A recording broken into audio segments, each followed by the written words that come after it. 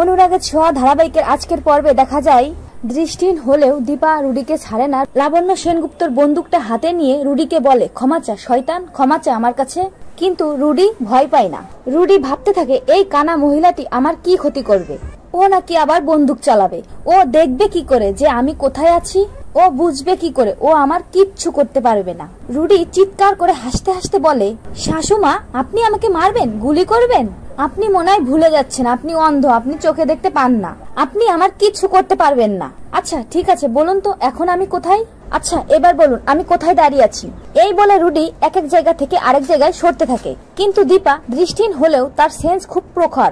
দীপা খুব ভালো করেই বুঝতে পারে রুডি তাকে বোকা বানানোর চেষ্টা করলেও রুডি কোন দিকে কখন যাচ্ছে তা সে বুঝতে পারে রুডির পায়ের আওয়াজে। রুডি দীপাকে বলে, ভেবেছিলাম আপনার মেয়ে রূপা ওর সামনেই আপনাকে মারবো, এখন মনে হচ্ছে বিষয়টা এই রকম না অন্য রকম করে আপনার চোখের সামনে আপনার মেয়েকে মারবো।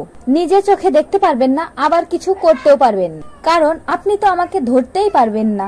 এই বলে এদিক ওদিক যেতে থাকে রুডি এবং দীপার সাথে এক প্রকার ছলনা করতে থাকে। কিন্তু দীপা রুডির দিকে বন্দুক তাক করার জন্য বন্দুকটা হাতে নিয়ে প্রস্তুত হয় এবং দীপা দোকান দিয়ে শোনার চেষ্টা করে, বোঝার চেষ্টা করে রুডির পায়ের আওয়াজ কোন দিকে যাচ্ছে।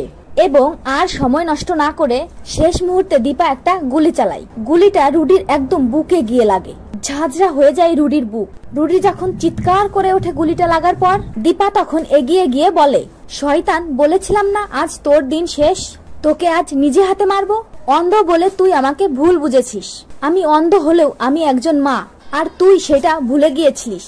একজন মা অন্ধ হলেও তার সন্তানকে বাঁচাতে পারে, তবে একটা গুলি নাই, তোকে আমি আরো অনেকগুলো গুলি করব, যাতে তোর অস্তিত্ব এখানেই শেষ হয়। এই বলে দীপা আরো অজস্র গুলি করে ওই রুডির বুকে। রুডি একদম শেষ হয়ে যায়। তো বন্ধুরা তোমরা এটাই চাও তো যে এভাবেই যেন রুডিকে শেষ করে দীপা? কমেন্ট করে জানাতে ভুলো না।